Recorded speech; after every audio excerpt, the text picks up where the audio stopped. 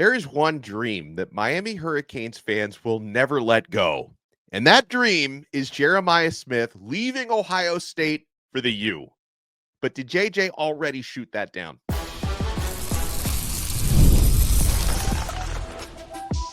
You are Locked On Canes, your daily podcast on the Miami Hurricanes, part of the Locked On Podcast Network, your team every day. Happy Monday, if there is such a thing. I am Alex Dono, University of Miami alumnus, co-host of Locked On ACC and writer for Canes County at Rivals. And thank you so much to the everydayers for making Locked On Canes your first listen and your first watch today. We're available free wherever you get your podcasts. We're free on YouTube. We're part of the Locked On Podcast Network, your team every day. Today's episode is brought to you by FanDuel. Super Bowl 59 is here, and there's no better way to make every play more exciting than with FanDuel Sportsbook. New customers can bet just $5, and if you win, you'll score $200 in bonus bets. Download the FanDuel app or head to FanDuel.com to get started. On this loaded episode of Locked On Canes, we'll talk about which players will have the biggest opportunities to raise their stock in spring football for the Miami Hurricanes. A lot of guys who are second, third year, who want to improve, get into that rotation, get into starting roles potentially. We'll talk about Miami's defensive staff and how you may end up bringing in multiple defensive backs coaches. You may not end up bringing in another defensive line coach. We'll give you the latest on Carson Beck because Carson, Miami's new starting quarterback, he's out and about, and it looks like his recovery is going more quickly than a lot of us thought, which is a good thing. Optimism on the timetable. But, folks, we got to open things up on what's been an interesting online saga for the last few days concerning Ohio State stud wide receiver, guy who we're all familiar with, Jeremiah Smith. And, to a lesser extent, Carnell Tate, another stud receiver at Ohio State, has been involved in this because, late last week, On3 Sports put out an article at a very powerful headline saying tampering, noting that schools were offering for Jeremiah Smith especially seven-figure NIL deals upwards of $4.5 million and over $1 million for Carnell Tate. So, you talk about tampering. I mean, what usually goes on in these cases is you have intermediaries for schools reaching out to intermediaries for the players, which is not technically tampering because it's only technically tampering if athletic department staffers or coaches reach out to players directly. So this is usually done in backdoor, back room, intermediary type of situations. But yeah, allegedly, Jeremiah Smith is getting offers of $4.5 million plus. And, I don't have any reason to believe that Miami would be offering that much or even necessarily, quote unquote, tampering in this case. But of course, there's always going to be that connection.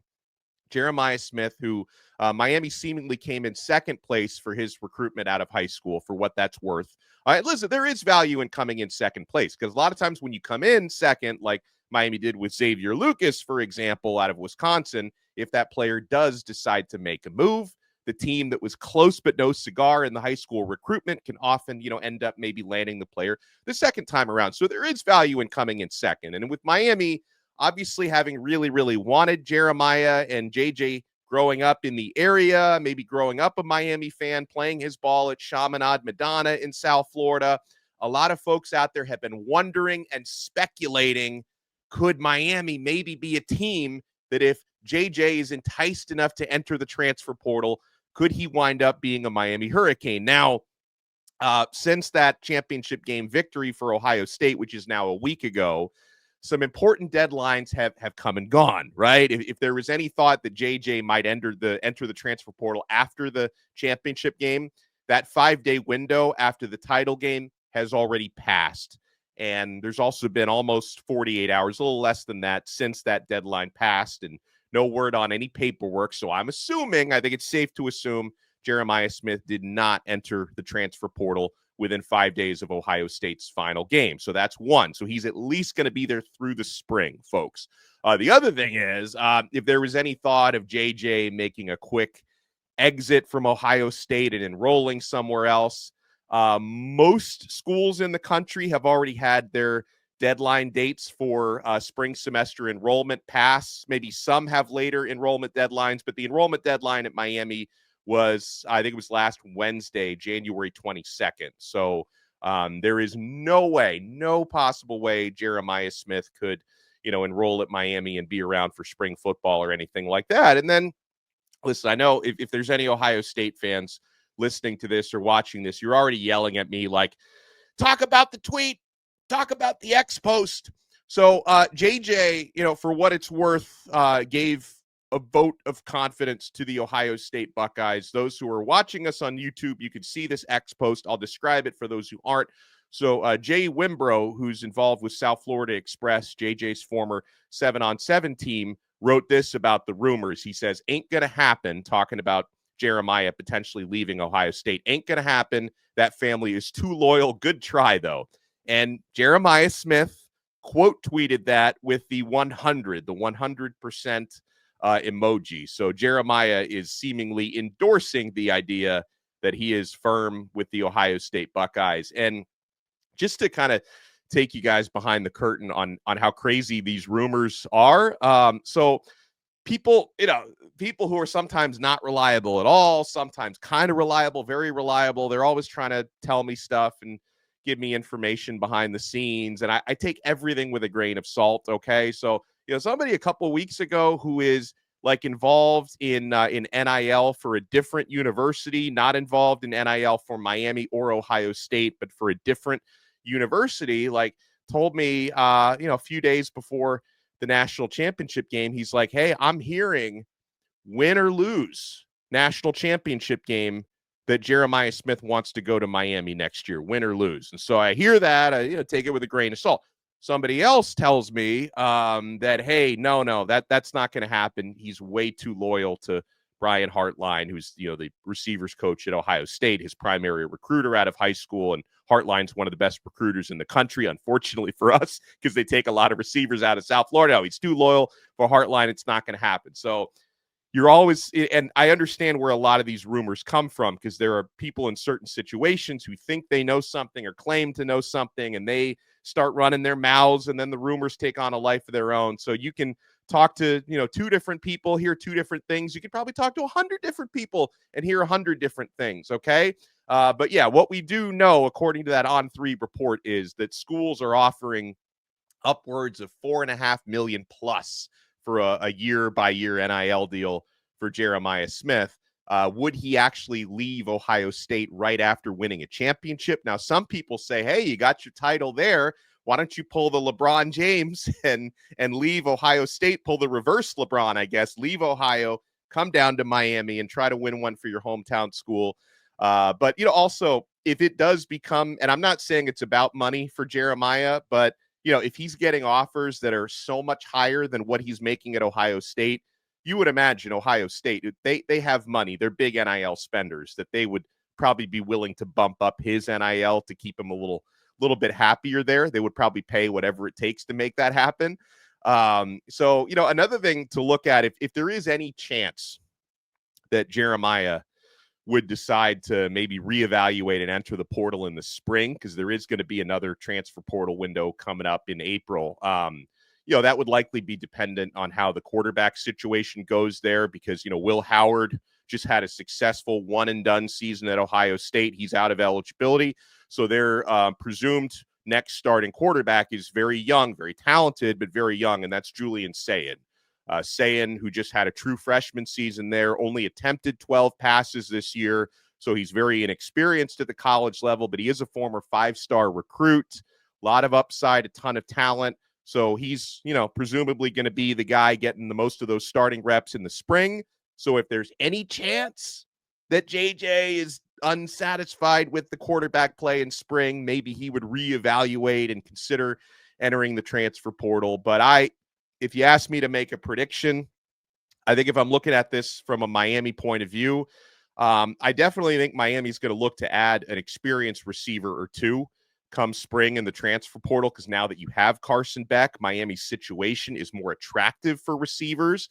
So there could be some big names that think about coming to Miami. I'm not convinced that Jeremiah is going to be one of those You wish he would, though. I mean, this is one of the most impactful true freshman seasons, regardless of position, that I have ever seen. JJ is a freshman, 76 receptions, 1,315 receiving yards, 52 rushing yards, 16 total touchdowns, and he caps it off with a national championship win. And you know what? With Jeremiah, honestly, the only thing keeping him in college is the fact that the NFL has that rule where you have to be 3 years out of high school. Because if there wasn't an age minimum for the NFL, this guy would be a high draft pick right now, a high first-round pick if he was able to enter the NFL draft. So it's only an NFL rule that's keeping him in college for another couple of years. So Miami could end up landing a really good wide receiver in the spring. I just don't necessarily think it's going to be this one. But you know what?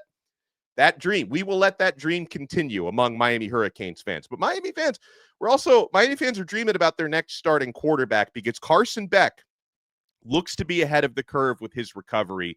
We'll talk about that and so much more. We're only getting started on this brand new episode of Locked On Canes. You want to keep it locked. It is tax season, and that means I'm only getting started with TurboTax. This is a message from Intuit TurboTax. Taxes was waiting and wondering and worrying if you were going to get any money back. Then waiting, wondering, and worrying some more. Now, taxes is matching with a TurboTax expert who can do your taxes as soon as today. An expert who gives your taxes their undivided attention as they work on your return. While you get real-time updates on their progress, you can focus on your day. An expert who will find you every deduction possible and file every form, every investment, everything with 100% accuracy. Also, you can get the most money back guaranteed. No waiting, no wondering, and no worries. Now, this is taxes. Get an expert now at TurboTax.com. Only available with TurboTax Live full service. Real-time updates only in iOS mobile app. See guarantee details at TurboTax.com/guarantees. Thank you for making Locked On Canes your first listen and your first watch today. For your next listen, make sure you check out Locked On College Football. Spencer McLaughlin has done a great job recapping national championship game from last week where Ohio State did win. That was lose-lose for Miami fans either way. You don't like Ohio State. You don't like Notre Dame. We were hate watching, whatever. But Spencer has done an awesome job. He talks all about NIL, recruiting, transfer portal, all that good stuff. Locked On College Football, like this show, it's available free wherever you get your podcasts, and it's available free on YouTube. So it's not surprising. We're seeing Carson Beck, Miami's next starting quarterback, transferred in from Georgia off of that 3,500-yard season last year, 3,900 plus the year prior to that. Beck is out and about. It's not surprising to see him at women's basketball games because his girlfriend, of course, Hannah Cavender, plays on Miami's women's basketball team. And how about this photo? So that's Metro Rail Boys, our guy JD DeBoss, taking a photo at a Miami women's basketball game with Carson Beck. And you notice something. Look at that right arm of his. That right arm, which about 2 weeks ago, a little over 2 weeks ago, when Beck first arrived at Miami for his start of the spring semester, you remember him being photographed a couple of weeks ago. He had a sling over that right throwing elbow, or a brace, I guess is what you would have called that. As time has gone by, you're seeing Beck out and about without a brace or a sling on that right arm. He had the UCL surgery on his elbow during the offseason. And so this is a reinforcement of what Mario Cristobal said after Beck's arrival, that their understanding coming off of that elbow surgery is Beck's recovery is on schedule, if not ahead of schedule. And there's a lot of optimism out there. People that I talk to, this is not a concern any of us have for fall camp, which usually starts in late July, or, certainly not the start of the regular season on August 31st against Notre Dame. I mean, Beck is going to be fully ready to go before any of those important milestones, including fall camp, which is about a month before the season begins. So I would imagine that Beck is going to be able to do some light work. He's already doing conditioning and mental reps and studying the playbook and game film and all that. I would imagine he's going to be able to throw a little bit within the next couple of months. Now, I don't, and this is, by the way, I'm not a doctor, so take what I say with a grain of salt. Just the same way I take the Jeremiah Smith rumors with a grain of salt. You can take my medical analysis with a grain of salt. But everything that I hear is don't expect him to be full go for spring football because Miami's going to be rightfully so very cautious with him, and he should not over push because you don't want to risk any setbacks. So he's not going to be a full go for spring football, but I think he's going to be probably healthier a bit quicker than some people thought, and he'll be able to probably be full go by summer workouts, which means he'll get some throwing sessions ahead of time before fall camp begins in late July. So, and this is all important. This is a crucial time. Now, the good thing about Beck is he's, 4-year experienced guy. This will be his 4th year he's coming into. He, was the starting quarterback of one of the most prominent SEC programs the past couple of years. There's nothing he has not seen or experienced before at the collegiate level. So the learning curve is going to be shorter for him than it would be for a lot of other transfer quarterbacks. But even though he's not going to have the benefit of getting first team reps during spring football, which is kind of exciting because we're going to get a look at, guys like Luke Nickel and Emory Williams and Judd Anderson. We're going to get to kind of evaluate the backups before we see the starter fully in there. So for Miami fans, it's kind of exciting, but it's good to know that even though Beck is not going to be able to be quarterback one in the spring, he should be more than ready to go before fall camp. And, the next few months are going to be critical with him getting to know his teammates and building chemistry and all that. So it's good to see him out about town and, looking like he's relatively healthy out there, Miami's next starting quarterback. The most common questions that I get from like the Locked On Canes Insiders chat and from fans on social media is, hey, when is Miami going to hire a DB's coach? What's going on there? Is there going to be a new linebackers coach? Like, well, when's the staff going to come together? It wouldn't shock me if we see some movement, before the weekends because Miami's got their junior day coming up. It's going to be, and we're going to talk more about that this week. All of the high school talent that's going to be on campus this weekend for a big recruiting weekend coming up. You'd like to have your staff a little bit more complete by then. I mean, I give Cristobal credit for getting his coordinator early. Didn't take him that long to hire Corey Heatherman. We're just kind of rounding out the rest of the defensive staff right now. But there is a note from Gabby Urrutia at Inside the U that says, hey, don't necessarily count on the coaching staff being exactly structurally like it was last year.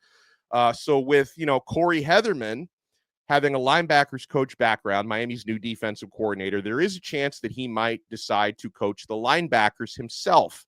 Now, Lance Guidry, Miami's former defensive coordinator, was a safety coach by background, and he essentially coached the safeties while Chevis Jackson, who's no longer with Miami, was coaching the cornerbacks. So everyone asking about, hey, bringing in a new DB's coach, since Corey Heatherman is not a DB's coach by trade, Miami actually might bring in 2 DB coaches. Miami might decide to bring in a cornerbacks coach and a safeties coach. Miami may or may not decide to bring in a linebackers coach. I think the question is going to be, does Heatherman want to coach that unit himself or not? Now, Miami also seemingly has an open on the defensive line because last year, the last couple of years, they had 2 defensive line coaches, Joe Salavea focusing on the interior defensive linemen and Hall of Famer Jason Taylor focusing on the edge rushers, 2 defensive line coaches. Now, according to Gabby Urrutia at Inside the U, this was an interesting note that he dropped. Apparently, Coach Taylor, who we all love, of course, a great recruiter, he is potentially interested in overseeing the entire unit, being the guy, right, to coach, the entire defensive line, not just the edge rushers. So there's another avenue Miami could take in filling these spots. They could decide to make Jason Taylor the only named defensive line coach, but here's where it gets interesting. So last year was the first season of this new NCAA rule where analysts are actually allowed to do hands-on coaching, because prior to last season, if you were an analyst, you were, strictly forbidden from providing any on-field instruction. It was your job just to observe and take notes and all that stuff. But analysts are actually allowed to coach now.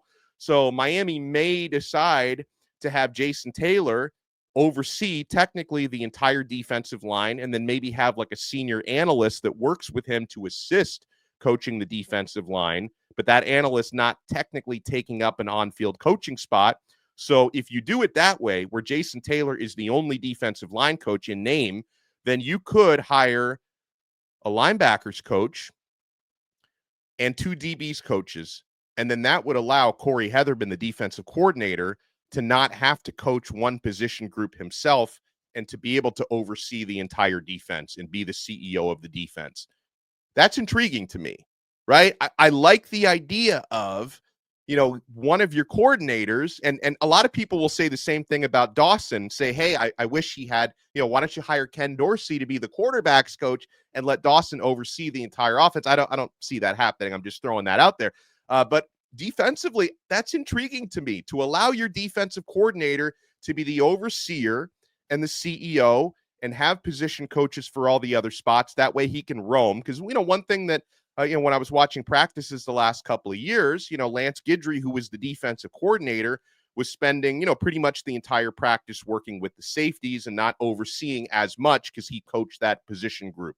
So the idea of letting Corey Heatherman be more of a big picture guy, that is intriguing to me. So if Miami does decide to go that route, I would not argue with that whatsoever. Now, if they do bring in another defensive line coach, one of the names that was reported over the weekend by 24/7 is maybe somebody to watch is Minnesota defensive line coach who does focus on the interior, Winston de Latibouder. I'm just going to call him Winston because if I try that last name again, I don't want to butcher it. So that is someone. He's only 26 years old. He worked not only with Heatherman, under Heatherman at Minnesota last year, but he also, I think, has coached on Mario Cristobal's coaching tree before. So that would be someone that could be intriguing. But maybe Miami doesn't go that route. Maybe Miami goes the route of letting Jason Taylor be the guy and then filling these other spots accordingly. Now, folks, we have off-season workouts that are happening now in Coral Gables, and spring football in March is going to be here before we know it. So I want to talk about returning players on the roster.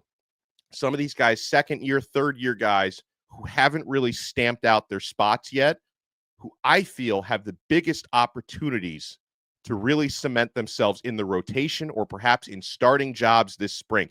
Who has the most to gain? Who are the guys who can raise their stock most in spring football? You want to keep it locked right here. We're not done yet on this brand new episode of Locked On Canes.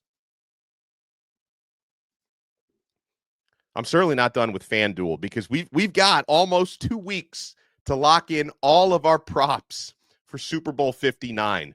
One game, 2 teams, Eagles and Chiefs, endless possibilities. And there's no better way to make every play more exciting than with FanDuel Sportsbook. Whether it's predicting the first touchdown, calling the MVP, even betting on the coin toss, FanDuel makes it easy to get in on the action. With live betting all game long, you can adjust your bets as the game unfolds and feel the thrill from kickoff to the final whistle. The live betting feature on FanDuel lets you stay involved no matter what happens on the field. And the app is super easy to navigate. Plus, knowing that you can place a $5 bet and potentially win $200 in bonus bets for the Super Bowl, that's the icing on the cake. Download the app or head to FanDuel.com to get started. Bet just $5, and if you win, you'll score $200 in bonus bets. That's FanDuel.com. Bet with FanDuel, the official partner of Super Bowl 59. Thank you so much for making Locked On Canes your first listen and your first watch today. Make sure you also check out Locked On ACC. Kenton Gibbs from Locked On Wolfpack and I take you around the conference, all the big stories, football, basketball, and otherwise. Locked On ACC, like this show, it's available free wherever you get your podcasts and available free on YouTube. So, all right, I'm looking at, because guys, I'm chomping at the bit. We're, I guess less than 2 months away, probably a month and a half away, early March from spring football at Green Tree. And I'm already brainstorming on which players I feel can raise their stock the most and have the most to prove out there, have big opportunities. And so, all right, let's talk about some guys. And a lot of the players that I'm zeroing in on, I'm not looking at a lot of the true freshmen, folks. I'm looking at players who have been with the program for at least 1 year and haven't really had too many opportunities yet to shine on the field, who I think can raise their stock at Green Tree this offseason. If I kind of go position group by position group, in honor of our pal, the Truth Teller, who loves defensive line, defensive tackles, I'm going to focus on that group first. So I think a couple players who have great opportunities to raise their stock this offseason. I'm looking at Justin Scott and Artavius Jones. Artavius Jones, former 4-star recruit, the juggernaut.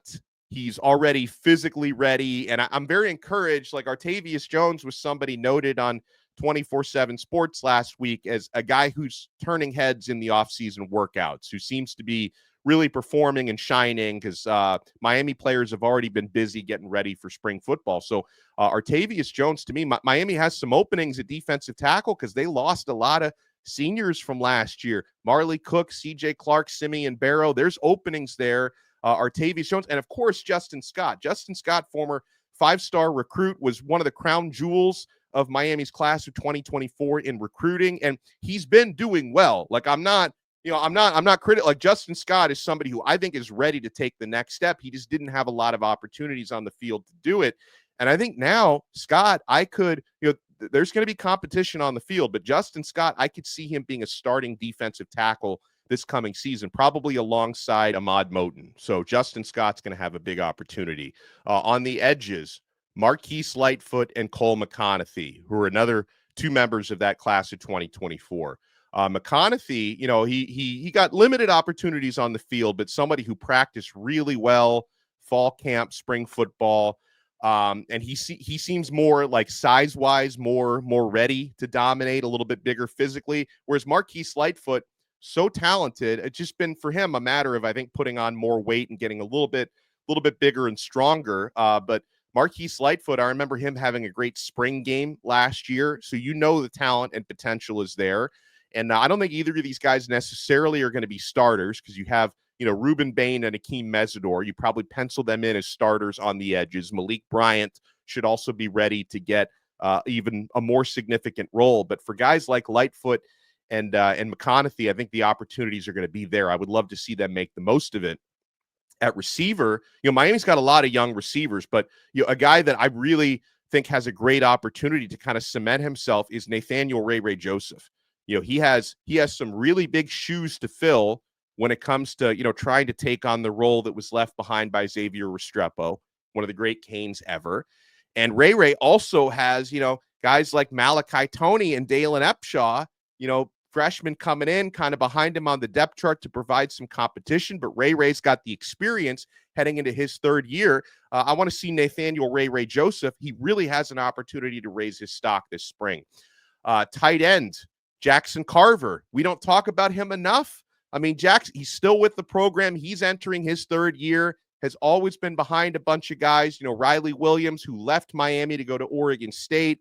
He was behind, obviously, Cam McCormick. He was behind Elijah Arroyo. Will probably still be behind Elijah Lofton. But Jackson Carver has an opportunity, if he can maybe become a little bit more of a powerhouse from a blocking standpoint, but he runs well. He's big, long. If he gets some opportunities to catch passes this year, he's got a lot of chances to do well.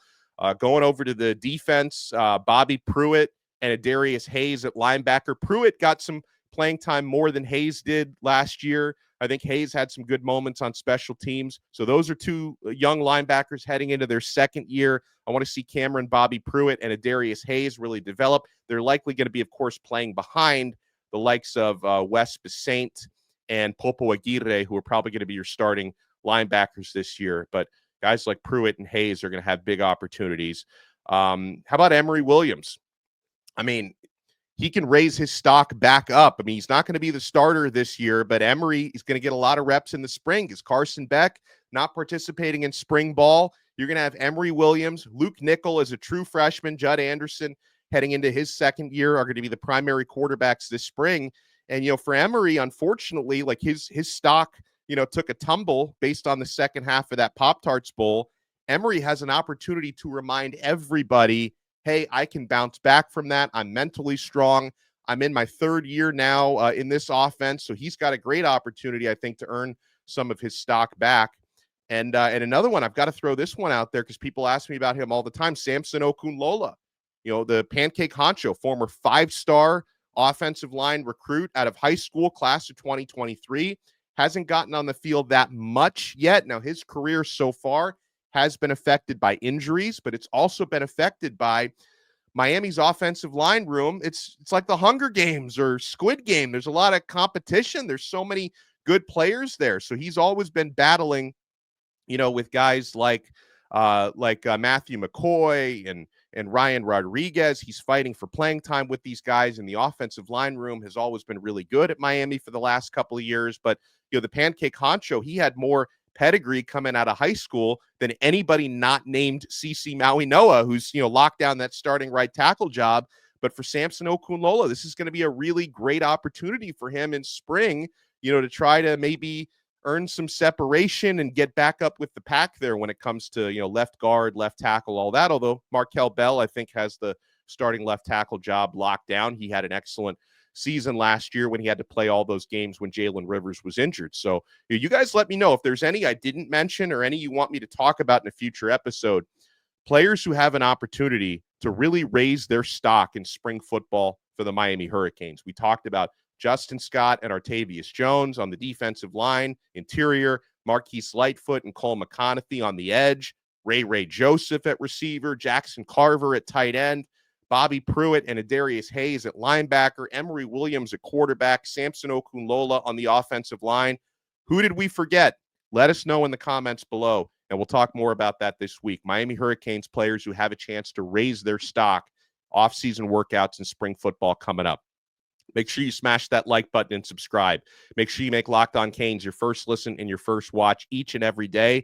Make sure you subscribe on Apple Podcasts, Spotify, the Odyssey app, wherever you get your podcasts. And we'll talk to you tomorrow. Actually, you know what? We're going to talk to you later today because we're going to have a bonus episode today. It's been a long time since our guy Gio Milian joined us, and Gio is going to hop on with us. We'll talk some recruiting. We'll talk some Miami offseason with Gio. So we'll talk to you later today on another episode of Locked On Canes. We are part of the awesome Locked On Podcast Network, your team every day.